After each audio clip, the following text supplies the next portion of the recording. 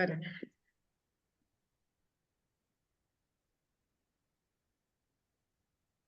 Si te parece, ya ahora está grabándose, así que podríamos comenzar. Bueno, buenas tardes a todos. Yo soy la doctora María Angélica Chiapa, soy médica especialista en clínica médica y en nutrición orientada en obesidad y diabetes de la Universidad de Favaloro. Soy miembro ahora adherente del capítulo de Cuyo de la Sociedad Argentina de Nutrición estoy diplomada en cirugía bariátrica y soy miembro del equipo del doctor Juan Pablo Hempel acá en la ciudad de San Juan. Bueno, vamos a presentar a nuestro primer Ateneo del capítulo de Cuyo. Más allá de la balanza, desde un abordaje interdisciplinario sobre los retos emocionales en el tratamiento de la obesidad. Nuestras disertantes son la doctora Paola Martín. Ella es médica, especialista en clínica médica, es médica máster en obesidad, tiene varios cursos realizados en obesidad y clínica médica y es presidente de la Asociación de Médicos de Clínicas Internistas de la ciudad de Mendoza. También nos va a acompañar el licenciado Juan Breitman, que es miembro es egresado de la Universidad de San Luis, es licenciado en psicología orientado en terapia cognitiva y conductual, y está diplomado en psicología clínica integrativa de la Universidad de Mendoza. Y también nos acompaña la licenciada en nutrición, Camila Luna, que es adherente del capítulo también de Cuyo de la Sociedad Argentina de Nutrición. Es especialista en nutrición, alimentación clínica del adulto mayor. Es docente adjunta de la Cátedra de Técnica de Dietoterapia de la Universidad Juan Agustín Maza, de la ciudad de Mendoza. Y es nutricionista, se desempeña como nutricionista en el centro quirúrgico del doctor Mario Corengia de la ciudad de Mendoza. Bueno, damos comienzo a nuestro Ateneo clínico. Bueno, muchas gracias, Angélica, por la presentación. Mi nombre es Camila Luna y como bien les dijo Angélica, hoy les presentaremos un caso clínico, cómo fue el abordaje que nosotros realizamos en este caso clínico, pero también algunas nuevas propuestas o nuevas direcciones que nos proponemos realizar en los próximos casos y bueno, y ojalá que les sirva, espero que les sirva para su práctica diaria. Ahí, los disertantes declaramos no tener ningún conflicto de interés. Como verán, estas son todas las guías de práctica clínica con las que tratamos de manejarnos en nuestra práctica diaria. Intentamos que siempre respondan a las directrices que nos proponen estas guías de práctica clínica, entonces, bueno, las van a ver reflejadas en esta exposición. Y como ustedes ya saben, la obesidad, perdón, es una enfermedad crónica, compleja, que como dice el título de nuestra presentación, tiene que ir más allá del peso corporal. Es necesario avanzar hacia un enfoque sociosanitario más amplio que proporcione al paciente una atención médica que sea integral, de calidad y obviamente mucho más personalizada. Y lo que proponen las guías de práctica clínica canadienses en el 10 2020... sesiones mínimo. Ahí alguien está... lo que propone las guías de práctica clínica canadienses en el 2020 proponen que el manejo de la Es un obesidad volante. sea... A mí No me sé quién es el que pudrió, está... Ahí lo vamos a silenciar.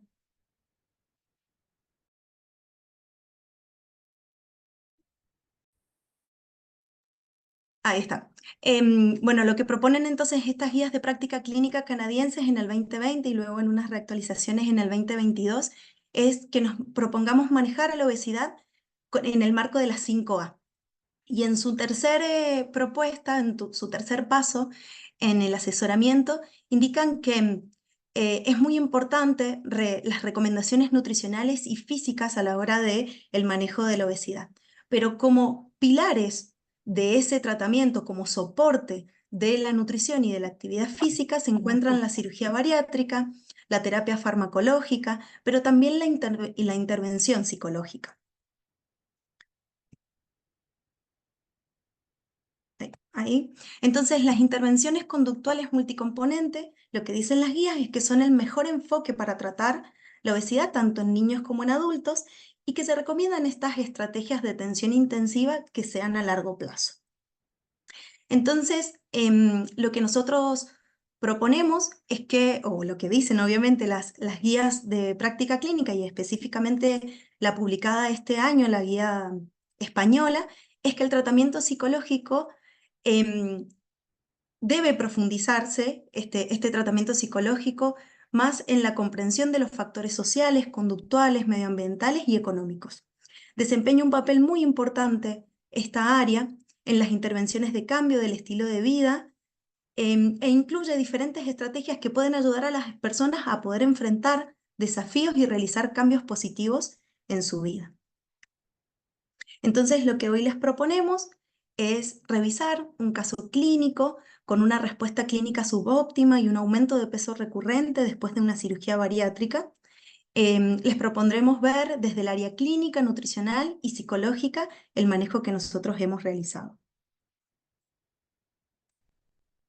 Bueno, yo soy la doctora Andrea Martín. Esta paciente consulta en el año 2022, donde es una paciente de 49 años, de sexo femenino, personal de salud, que tiene un trabajo de mañana con 4 guardias de 12 horas mensuales. Esto es importante porque a veces es difícil adherir, en especial a los planes de alimentación. Está casada, vive con esposo e hijo y tiene un hábito sedentario. Como antecedentes heredos familiares de importancia, podemos decir que su papá tiene antecedentes de hipertensión, obesidad mórbida y un cáncer de pulmón de reciente diagnóstico. La próxima.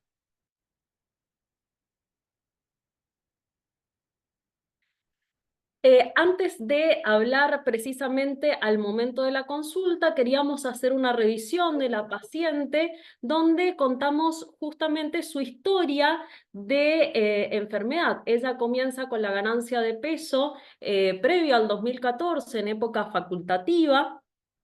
Luego en el 2014 es donde ya consulta al equipo de cirugía bariátrica, cuando se hacen todas las entrevistas con equipos multidisciplinarios con un peso de inicio de 103 kilos, con un índice de masa corporal casi de 39.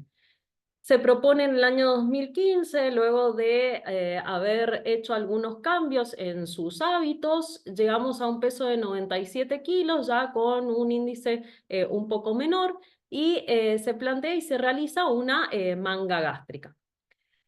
A medida que van pasando los controles, hace unos controles que son bastante poco consistentes porque falta algunos de ellos y comienza con esta disminución de peso llegando a 83, ya con un índice de masa corporal mucho más bajo y aproximadamente del 18.9%, que implicaría que es un buen descenso de peso, pero tal vez no condecía con lo que la paciente en ese momento esperaba. Vuelve a una consulta en el año 2018 porque realmente tenía muchos síntomas de reflujo gastroesofágico. Ahí se hace una videoendoscopía donde se evidencia una hernia de hiato y por justamente la severidad de su reflujo, porque tenía justamente todo lo que era en la laringoscopía, bastantes signos de irritación, se propone una cirugía de reconversión, es decir, plantear un bypass gástrico, y veíamos que empezaba ya con los picoteos y que no teníamos mucha adherencia a la toma de suplementos vitamínicos. Y ya vemos un aumento marcado nuevamente de peso, allá 91, y no mucho más, y veamos la próxima filmina. Según las guías IPSO, podemos decir que una respuesta inicial subóptima menor al 20%, esto podría, digamos, predecir de que podría llegar esta paciente a hacer una un aumento de peso recurrente. Siguiente. Acá en esta filmina queríamos ver justamente las etiologías de qué puede pasar con este aumento de peso recurrente que nos pasa justamente en las consultas, que pueden ser varias cosas, cuando tenemos alteraciones hormonales, cuando el paciente no está adherido al plan de alimentación, donde hay que ver si hay alguna falla y hacer un second look en los tipos de cirugías metabólicas, cuando el paciente está con inactividad física y importante todo lo que son factores psicológicos que llevan a que los pacientes muchas veces se autoboicotean y muchas veces dejan los tratamientos y es algo que es bastante frecuente. Siguiente. Y nos planteamos en esto, ¿por qué los pacientes dejan de asistir justamente a los controles periódicos post-cirugía? Porque tienen más confianza en ellos que en el propio médico de cabecera para el manejo en sus controles y dejan de asistir cuando tenemos problemas tanto de distancias, de tiempos, problemas financieros, donde no se lograron los objetivos esperados en la pérdida de peso, o porque también el equipo también no logra con los pacientes tener mayor adherencia. Vamos con la siguiente. Entonces, en una línea temporal, podemos decir que la primera consulta que ella realiza fue en el año 2022 en lo que es el área de clínica, luego adhiere en el año recién 2023 al área psicológica y en el 2024 al área nutricional, con dificultades en las últimas dos, especialmente del área nutricional, la adherencia. En la primera consulta que realiza conmigo podemos ver que hay un aumento de peso recurrente post cirugía de sleeve gástrico que se hizo en el año 2015. Actualmente la medicación que ella estaba tomando era metformina 500 miligramos en almuerzo y cena, algún protector gástrico y anticonceptivos orales. Trae una analítica y se evalúa a la paciente según una estadificación de obesidad de Edmond, donde se le estadifica en grado 2. ¿Por qué? Porque ya tenía aumento de los triglicéridos, el colesterol bueno bajo, no estaba tomando los suplementos vitamínicos, por eso zinc, cobre, vitamina D estaban bajos, no teníamos un nuevo dosaje de vitamina B12, y el valor de azúcar estaba en límite superior. Se pide una ecografía abdominal y vemos que tiene una esteatosis hepática difusa y se hace un algoritmo diagnóstico para ver qué grado de esteatosis por algunos scores que se le saca con un gamma GT, triglicéridos y circunferencia abdominal, y este nos da elevado. Y dentro de los datos antropométricos podemos decir que la paciente ya teníamos un aumento de peso recurrente prácticamente al inicial previo a la cirugía de 104, con una talla de 1,61 m y ya con un índice de masa corporal de 40 y con un aumento en su perímetro de cintura. En ese momento se solicita una bioimpedancia nueva. Siguiente.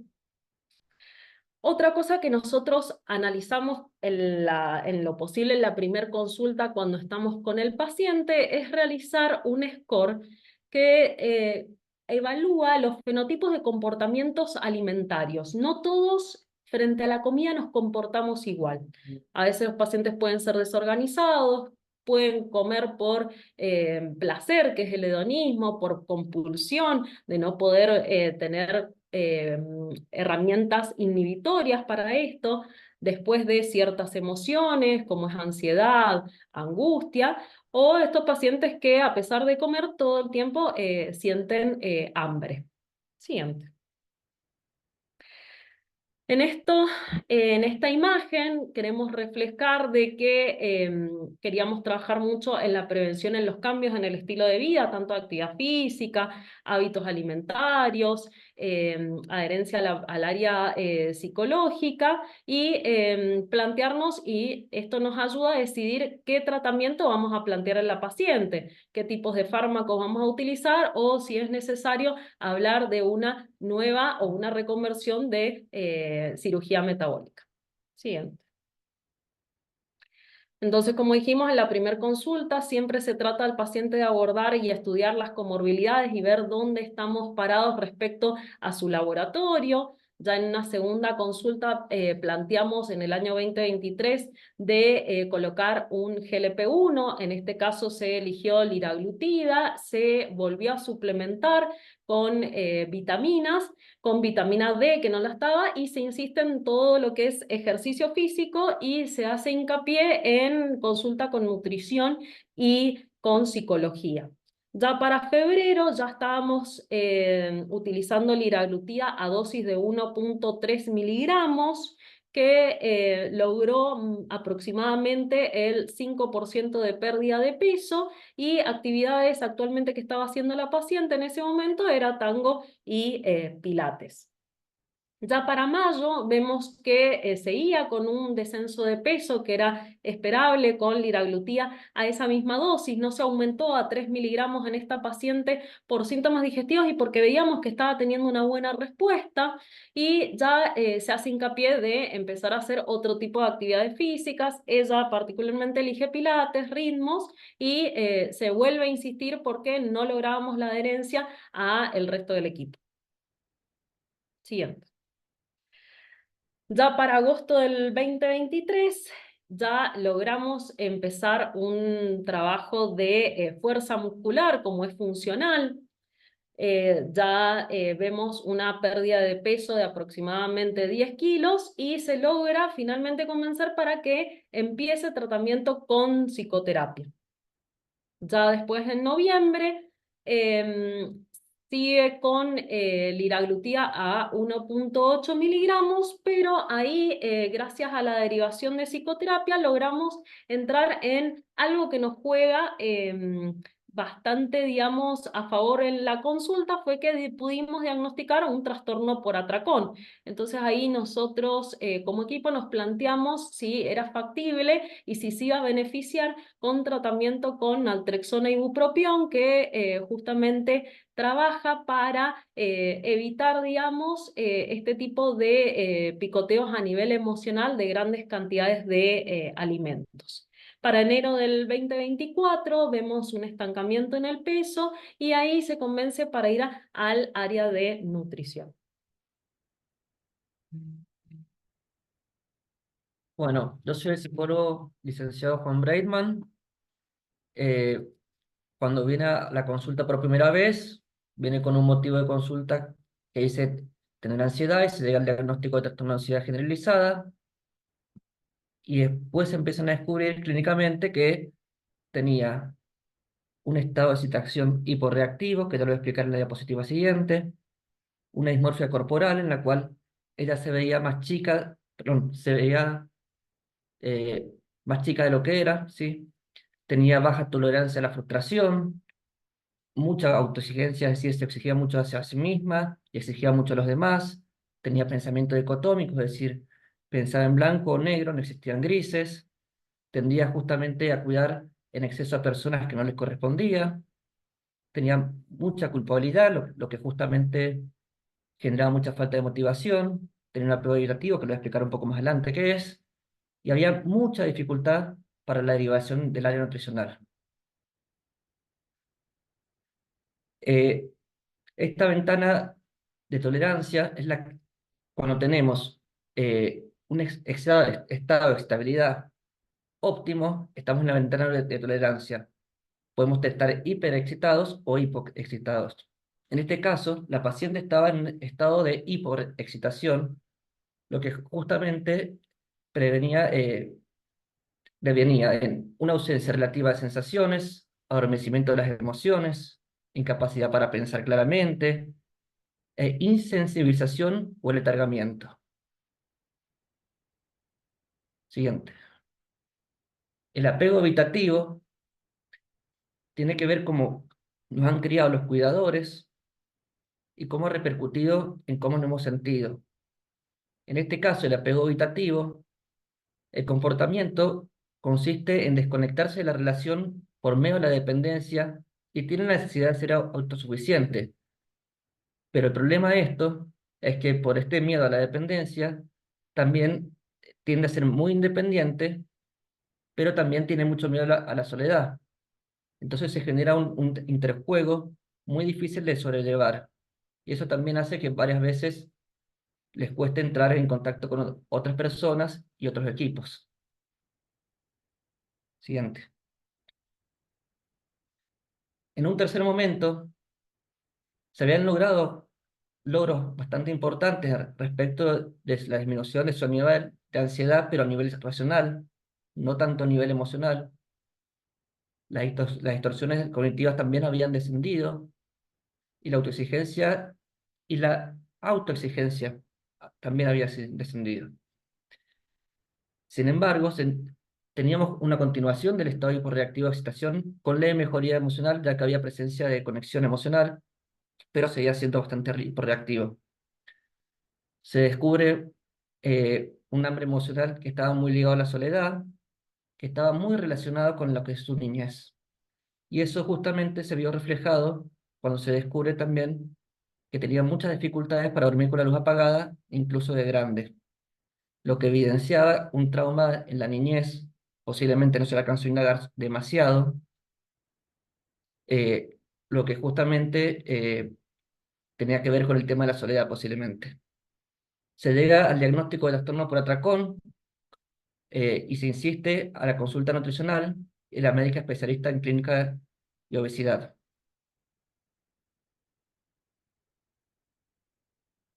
Acá tenemos justamente qué es el trastorno por atracones, que obviamente tiene que haber una cantidad de episodios recurrentes de atracones.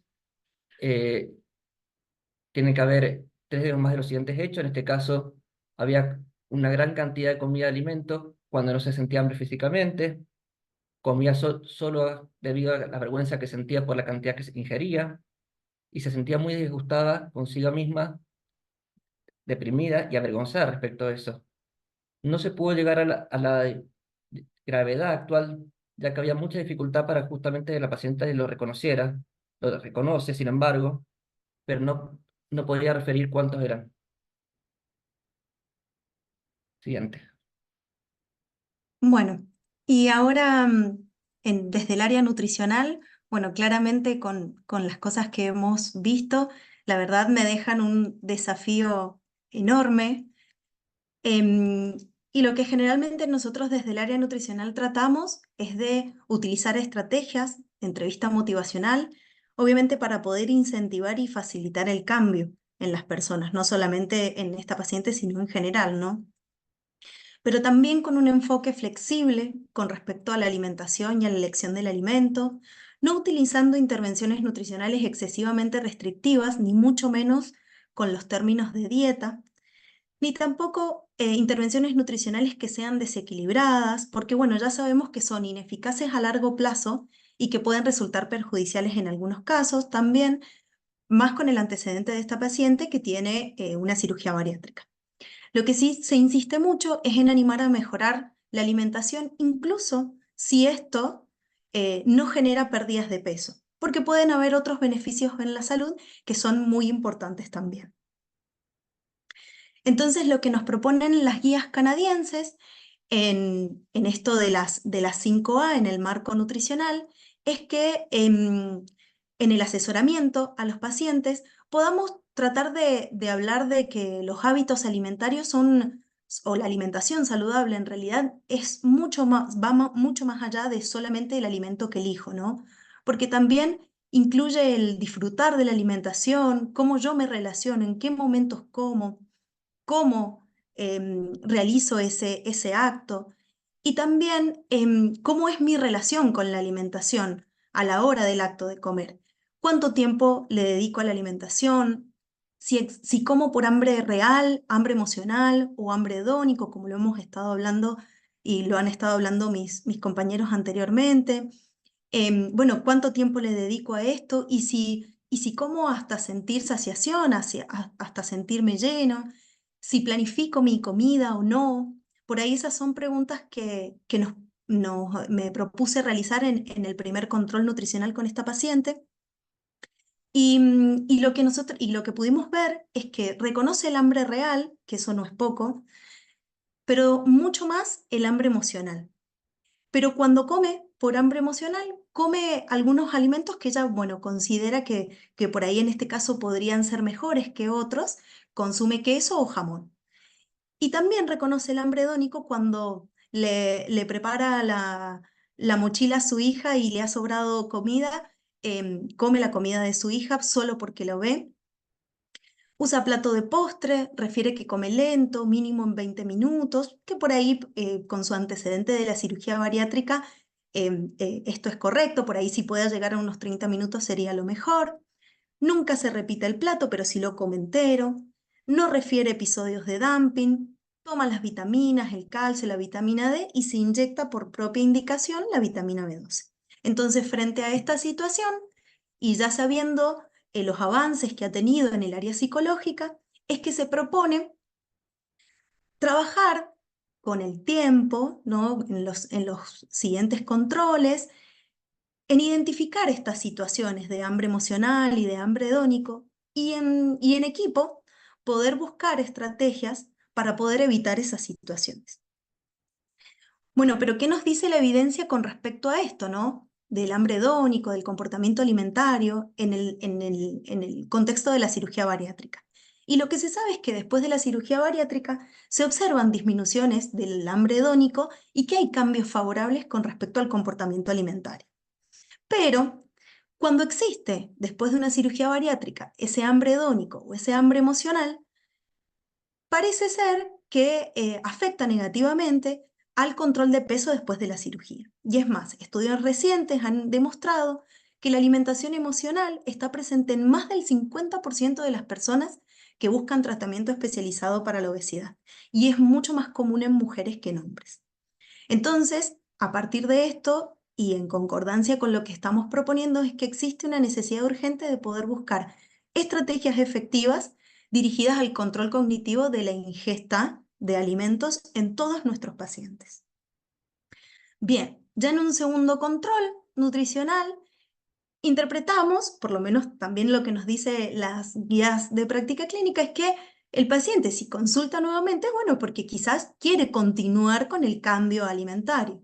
En este caso, ya sería necesario poder asistir de una manera un poco más completa al paciente, eligiendo patrones alimentarios específicos que sabemos que están bien puntuados para la prevención de ciertas enfermedades. En este caso podría llegar a ser, por ejemplo, el Mediterráneo, obviamente adaptando la alimentación a su antecedente de la manga gástrica, con ese aporte proteico tan necesario que debemos cumplir y la reducción de las porciones en los platos correspondientes. Pero al consultar sobre lo hablado anteriormente en el primer control con la paciente, refiere que no detectó muchas situaciones a cambiar, que considera que por ahí el problema puede estar en otro lado y que no hay mucho para agregar o cambiar desde el punto de vista nutricional en lo que realiza diariamente. Y ahí aparecen mis barreras en el ámbito nutricional, ¿no? Porque al preguntar un poco más sobre su alimentación en los últimos días, se detecta que consume alimentos en la siesta, sin hambre real cuando está sola y por hambre emocional. Y que elige alimentos que no, que tienen mayor aporte calórico. Me refería a la paciente budines, helado, alfajor de maicena, franui. Y ahí es donde se detecta esa desconexión entre lo que el acto verdadero y lo que ella piensa que puede estar haciendo. Entonces, lo que se intenta es realizar educación con respecto a esto y obviamente se da aviso al equipo.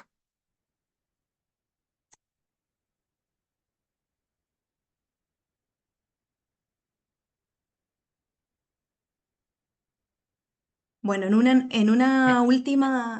Sí, Ay, justo está tan ahí está. silenciado. Perdón.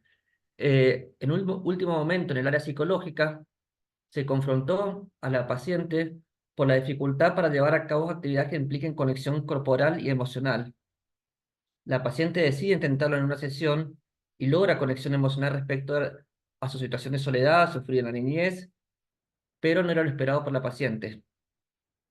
Sí, dado eso, decide abandonar el tratamiento porque pierde la motivación para continuar el tratamiento, sumado a que fallece su padre, lo que declina justamente en la lamentable deserción del tratamiento. Siguiente. ¿Qué es lo que nosotros vamos, al menos, o intentamos en este Ateneo? Es que rompamos las barreras. Tenemos que ir más allá de tenemos que comer menos, movernos más, abordar las causas fundamentales que nos llevan a la obesidad. Y nunca dejar de lado el área psicológica, porque entendemos de que más del 50% de nuestros pacientes con un aumento de peso recurrente está muy ligado a las emociones. Siguiente. Este, como dijimos, no es diferente a lo que nosotros vemos en nuestros consultorios a diario, por lo tanto vamos a abrir una puerta o una propuesta hacia nuevas direcciones. Tenemos que valorar qué nos pasa muchas veces como equipo, como profesional a la hora de tratar a un paciente, donde a veces llegamos a un agotamiento porque el paciente se estanca. ¿Cómo podemos ver nuevas estrategias para mantener la adherencia? Ver qué medicación podemos utilizar cuando se encuentran otros diagnósticos por los cuales la paciente aumenta de peso, en este caso por un trastorno por atracón, y si era necesario la derivación también a psiquiatría. Y nos planteamos en equipo si algunas herramientas de psicotraumatología podía ayudar a estos pacientes para mejorar y lograr un poco más de adherencia y soltando algunas emociones y sanando para que estos sentimientos de soledad y angustia que se evidenciaban más en el horario de la siesta podían mejorar. Siguiente. Y ahora hicimos una revisión de qué cosas nuevas hay. De hecho, en la nueva actualización de las guías canadienses del área de salud mental, nos proponen nuevos fármacos para tratar trastornos por atracón y para pacientes con trastornos de déficit de atención e hiperreactividad. Y ahí podemos hablar de un fármaco que es un estimulante del sistema nervioso central, que se llama lisdexanfetamina, que lo que hace es inhibe la recaptación presináptica de noradrenalina y dopamina, aumentando las aminas en el espacio extraneural. ¿Y esto qué nos hace? Mejorar el déficit de atención, pero algo importante que por eso se usa en trastornos por atracón es el control inhibitorio. Y además en estas guías también nombran, y en las canadienses, o sea, estos son revisiones que hicimos, actualizadas del año 2023, hablan de que también se podría llegar a utilizar también el topiramato. Siguiente. Podemos concluir que vamos a mirar, deberíamos mirar más allá del índice de masa corporal e incorporar otros parámetros para tener una visión más integral del paciente, individualizar siempre y estarnos planteando constantemente si hay que realizar algún cambio en su tratamiento y la importancia de trabajar en equipo y de tener una buena comunicación y si es necesario también plantearnos si las derivaciones a veces hay que hacerlas al área de psiquiatría, que muchas veces los pacientes son bastante reticentes a hacerlo. Y hay que tener cuidado, porque ¿qué pasa? Que es muy frecuente, y seguro podemos ahora que vamos a hacer la discusión, de que estos pacientes migran de equipo en equipo en búsqueda de soluciones mágicas. Donde entonces también tenemos nosotros decir, bueno, si nosotros como equipo ya no podemos brindarle las cosas, ver si es necesario derivarlo tal vez a otro. Siguiente. Y finalmente queríamos dejarles una frase y ahí ya culminamos con este Ateneo y la idea es invitarlos a que discutamos si esto les pasa también a ustedes en sus prácticas clínicas, nutricionales, psicológicas y tener en cuenta que una mente calma trae fuerza interior y confianza en uno mismo, y por eso es importante para una buena salud. Y bueno, y espero que les haya gustado y gracias, y bueno, y estamos atentos a alguna pregunta que quieran hacer.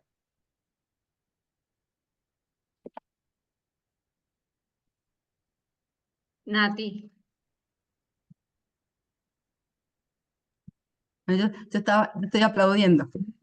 Ah, No, aprovecho para felicitarlas por la presentación del caso clínico. La verdad que sabemos que la obesidad es una enfermedad compleja, multifactorial, y el hacer el ejercicio del trabajo en equipo y plantear las dificultades, porque en realidad es lo más importante, y juntos ahora poder ver si encontramos alguna otra respuesta con experiencia de otros equipos. Así que bueno, felicitaciones por la presentación. ¿hay alguien más que quiera hacer alguna preguntita? Yo quería preguntarle a Juan, a ver que me explique un poquito más o que nos cuente un poquito más esto del apego evitativo, ¿no? Porque a veces me pareció muy interesante porque tiene una gran relación con su forma de comer y a ver qué nos puede contar un poquito de esto, que me quedé pensando en este tema. La verdad que es algo que se observa mucho en la clínica, el apego evitativo, en pacientes con trastorno de obesidad, pero el apego evitativo se produce justamente porque si bien el chico no se angustia cuando se van los cuidadores, cuando vuelven no reaccionan porque necesitan no prestar atención por este miedo a la dependencia, porque siente que no pueden satisfacer ni sus necesidades básicas, ni su contención emocional, entonces hace todo por su cuenta. Pero en el fondo lo que hay es mucho miedo a la dependencia y a la soledad, y esto se veía mucho reflejado en esta paciente. Por lo, por lo tanto, siempre el tema de su autoexigencia se veía ahí. El tema de exigir a los demás también venía derivado de eso porque está buscando no depender y quiere tener control sobre los demás. Y eso también se nos había reflejado a nivel profesional con el equipo.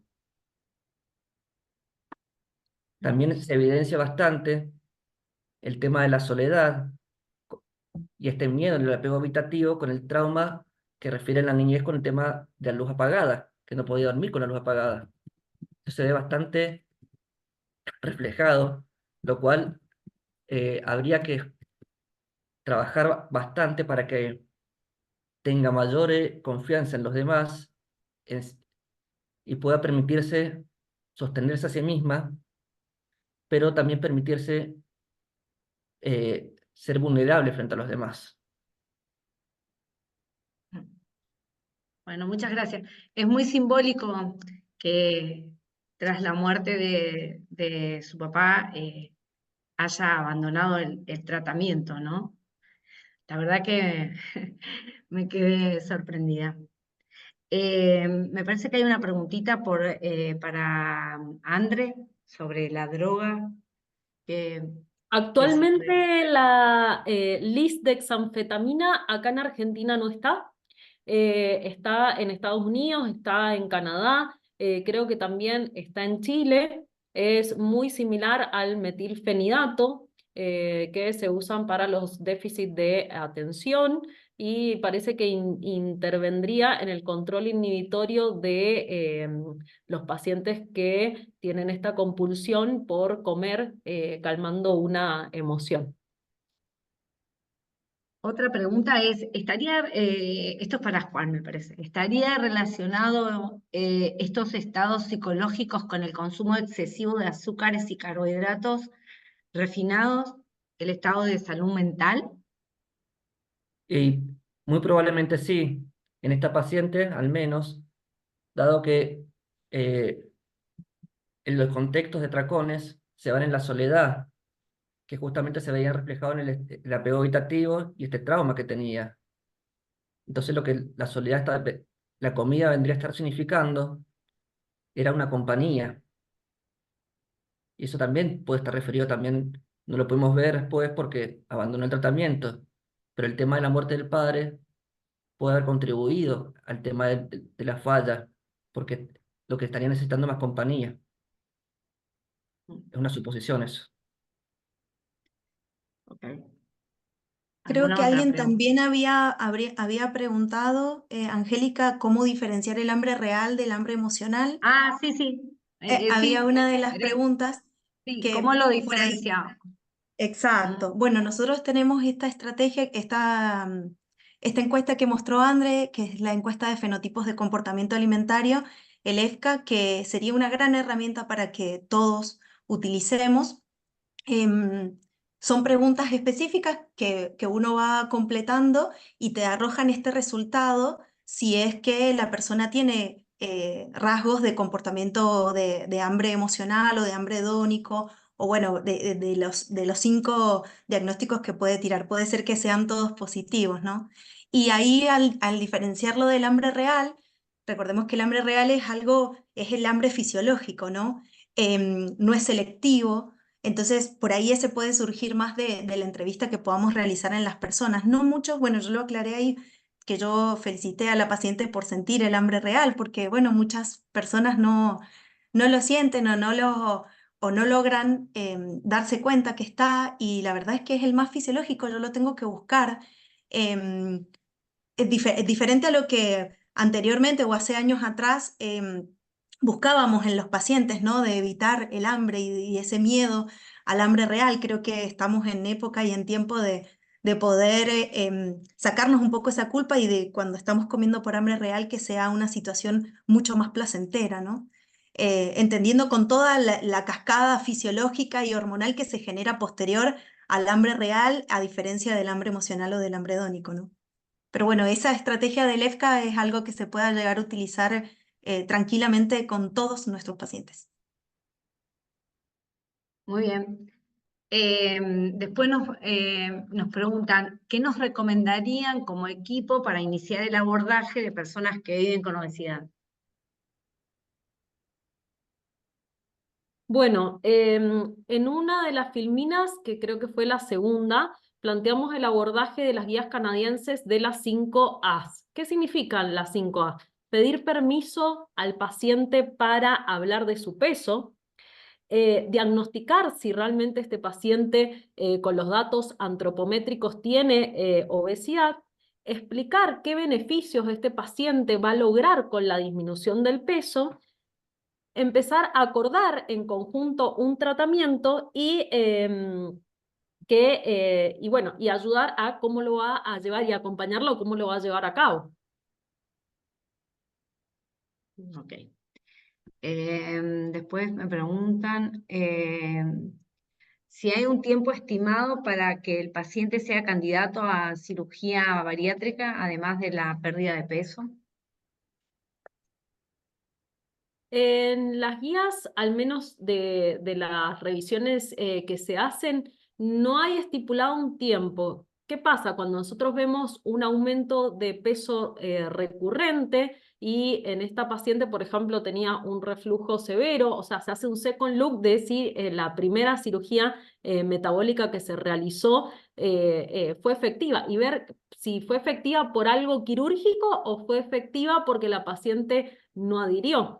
Entonces, de tiempos, en realidad, lo importante es como los controles evolutivos y eso va a depender de cada paciente. En cuanto a esto, si me permiten agregar, buenas noches a todos y felicitaciones, la verdad que la presentación ha sido excelente. En cuanto, por un lado tenemos la ley lo que pide es el antecedente para los pacientes de que hayan realizado 1 año de tratamiento previo para la realización de la cirugía. Mediante esto, las distintas prepagas u obras sociales cubren o aprueban la cirugía. Eso es desde el punto de vista de la ley. En cuanto a la parte práctica, una vez que los pacientes han cumplido con esos requisitos, En realidad se hace una evaluación completa, una serie de estudios complementarios, evaluación del equipo, y el tiempo al que se llega a dar el turno para la cirugía es variable, va a depender de cada paciente de que esté en condiciones óptimas para la cirugía. Esto es lo que nos decía Andrea, que es variable. En cuanto a la insuficiente pérdida de peso, que también habló, o su óptima, que habló Andrea, lo que dicen las guías actuales de IFSO se toma como punto de corte 20%. Por debajo de 20% de pérdida del peso corporal total, podríamos decir que en ese sentido fue insuficiente, pero si nosotros tenemos en cuenta la pirámide del tratamiento de la obesidad, donde a la base están los cambios en el estilo de vida y en el vértice de la cirugía bariátrica, también se considera como una pérdida de peso entre un 20 y un 40%. Pero nosotros sabemos que ya con una pérdida de peso del 15% del peso corporal total, evitamos el riesgo de MACE, evitamos, en el caso de que sea una diabetes de reciente diagnóstico, tenemos remisión de diabetes, prevención de diabetes, mejoría del hígado graso. Entonces, cuando nosotros abordamos a los pacientes, es muy importante que esto lo aclaremos, porque probablemente la paciente sintió que fue insuficiente su pérdida de peso, pero desde el punto de vista médico sabemos que es una buena pérdida de peso. Y bueno, como decía Andrea y el equipo, en realidad la parte emocional juega un rol en esta recurrencia de aumento de peso que tuvo la paciente, y también algo que podemos utilizar para ver lo que es el comer emocional, que es uno de los fenotipos de obesidad. Hay una escala de ansiedad y depresión que también puede ser utilizada, que la utiliza Costa en sus trabajos, y cuando la puntuación da de 7 o más, ya podemos pensar que esta parte emocional tiene un rol, digamos, que es uno de los fenotipos de obesidad según la fisiopatología. Bueno, ¿alguna otra pregunta? Creo que Zulma pregunta ahí que le queda dudas sobre el hambre emocional y el hambre hedónica, si finalmente están relacionadas. Bien, sí, puede ser que estén relacionadas o se puedan dar en una misma persona claramente. El EFCAT obviamente nos va a poder ayudar, estas escalas nos van a poder orientar un poco más, pero como para poder ponerlo en palabras, ¿cuál sería la diferencia entre los dos? El hambre emocional, como lo dice la palabra, responde a una emoción, o sea, la ingesta responde a yo estar ansiosa, estresada, triste, feliz, angustiada o aburrida también podría llegar a ser. En cambio, el hambre hedónico se da porque veo el alimento, porque me lo ofrecen o porque está el alimento ahí en ese momento, ¿sí? Quizás no relacionado a una emoción. Ambos dos sí son selectivos, ¿sí? Quiero eso específicamente. En cambio, el hambre real no es selectivo. ¿Sí? Puede ser que, no sé, yo tengo hambre real y pueda comer algo dulce o algo salado, me da lo mismo porque tengo hambre real. En cambio, el hambre emocional y el hambre hedónico, bueno, ahí se entrecruzan porque sí son selectivos, ¿sí? Por ahí capaz que son cosas que uno puede detectar si hace toda esta serie de preguntitas, pero en líneas básicas y claras, la diferencia podría llegar a ser esa. Y desde el punto de vista de la fisiopatología, las personas que viven con obesidad, a nivel del sistema mesolímbico de recompensa, que es donde se regula todo esto, está hiperactivado, es decir, que se activa más fácilmente frente a los estímulos, como decía Camila. Hay una hiperactivación del sistema mesolímbico de recompensa. Ujú.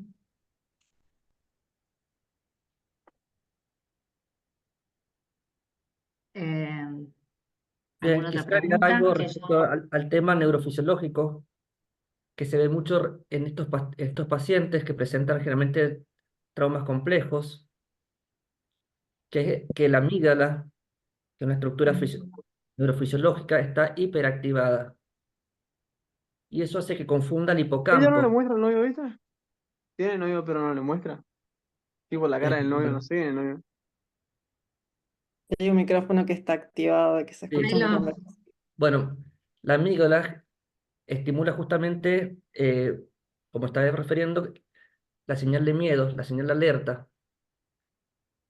y confunde al hipocampo que produce que el hipocampo confunda el contexto. Entonces muchas veces lo que sucede en estos tipos de pacientes que tienen trauma complejo es que sienten el pasado como si, perdón, sienten el presente como si fuese el pasado.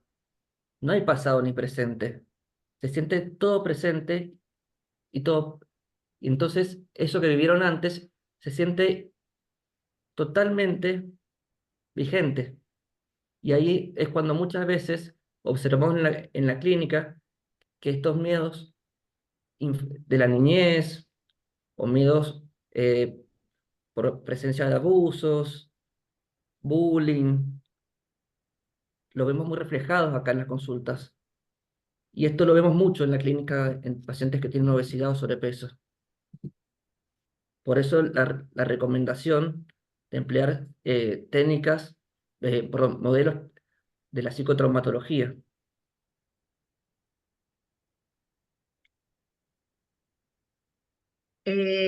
Acá me preguntan, bueno, escalas de fenotipo de comportamiento alimentario. El EFCA es, bueno, es un cuestionario que está validado por la doctora Mónica Katz y que tiene una serie de preguntas y bueno, y después se lo mandan por Google y Google tira el diagnóstico si tiene hambre, si es un paciente desorganizado, un hambre hedónico, un hambre emocional, ¿verdad?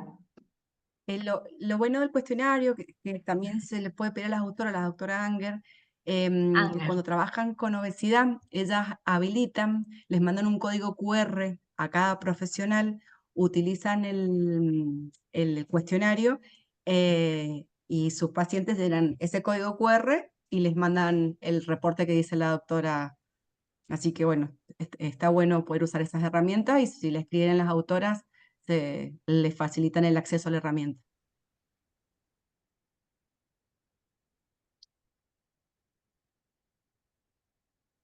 ¿Alguna otra pregunta? Eh, Vanessa Agner, si lo pronuncie bien. Vanessa, sí, Agner, sí.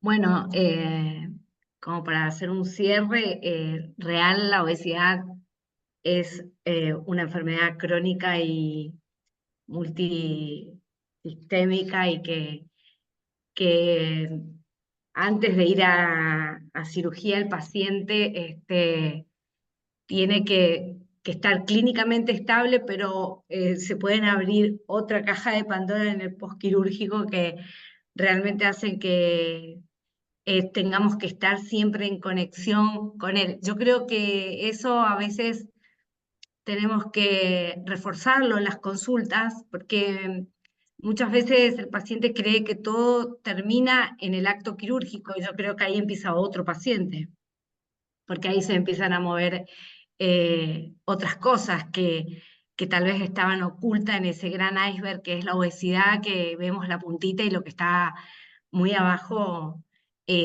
puede comenzar a fluir de una manera que no la podemos parar con nada, ¿no? Real, creo que esto merita que cada integrante del equipo reflexione cómo lo hacemos, cómo abordamos a nuestros pacientes y entender que es una enfermedad que puede salir para cualquier lado, ¿no? Que podemos abrir cajas de Pandora, cosas que estaban muy ocultas y que realmente en nuestro sistema de salud también un factor que hace que el paciente abandone también es, como lo dijeron, y que creo que es muy importante, el económico, ¿no? Porque no todo el mundo tiene acceso a continuar el tratamiento farmacológico, vitaminas, minerales, eh, volver a poner drogas de la obesidad. Realmente es muy costoso y tal vez eso sea un problema para la reganancia, ¿no? De peso y los abandonos de los tratamientos. Creo que por ahí también va la cosa. Hicieron una pregunta respecto si se utilizaba alguna otra droga en el aumento de peso recurrente. Según las guías en las cuales nos basamos los especialistas, se habla de que podría utilizarse semaglutida a mayor dosis, no la que está acá en Argentina todavía, de 2,4, y la liraglutida, en especial en este tipo de pacientes que ya vemos que tiene una respuesta clínica subóptima de menos del 20% de peso, cuando empieza la reganancia que estamos hablando de casi un 53%, por justamente todas estas cosas que venimos hablando, la parte económica, la parte psíquica, el acompañamiento, en que es claramente una enfermedad crónica a largo plazo y que el control es de por vida. Exacto. Eso es real. Si existen fármacos para otras enfermedades como diabetes, hipertensión y cáncer o otras enfermedades crónicas que hacen que cumplamos todos los protocolos. Bueno, la obesidad es una enfermedad y por lo tanto yo creo que sea el abordaje tiene que ir todo de la mano, ¿no? Multidisciplinariamente. Fármacos, antes decíamos cambio de estilo de vida, farmacoterapia, cirugía metabólica, no, yo creo que hoy vamos por todo, ¿no? La combinación de tratamientos. Una combinación y que realmente por ahí seamos buenos comunicadores los médicos también, ¿no? Que no alcanza con decirle a un paciente, mira, te duele la rodilla y andá y bajá de peso y movete un poco más. Casualmente le duele la rodilla. Y creo que va más allá y que hay que acudir a tiempo y que tenemos que estar buscando y entendiendo de que la obesidad se defiende de la obesidad.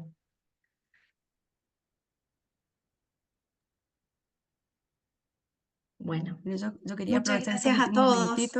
estos últimos minutitos, agradecer a la doctora Eva López, que, bueno, que nos incentivó para formar el capítulo Cuyo. Esta es nuestra primera actividad científica para la comunidad médica, para los nutricionistas. Entonces, doctora, muchísimas gracias por la confianza y bueno, esperemos seguir generando estos espacios de formación, de encuentro y de aprendizaje mutuo. Gracias a ustedes, realmente excelente, excelente la presentación y creo que la virtualidad nos permite esto de poder acercarnos y la intención de nuestra sociedad es que sea más federal y que todas las distintas regiones puedan participar en distintas actividades. Así que pronto nos vamos a ver en las jornadas, en agosto, así que los invitamos a todos que también van a tener un espacio, el capítulo. Así que muchas gracias por todo lo que están haciendo y sigamos trabajando juntos para hacer que nuestra sociedad siga creciendo. Gracias. Hasta pronto. bueno, Gracias a muchísimas todos. gracias, doctora, y a toda la Sociedad Argentina de Nutrición. Muchas Hasta gracias. luego. Muchísimas gracias. Bueno, buenas noches a todos. Buenas noches.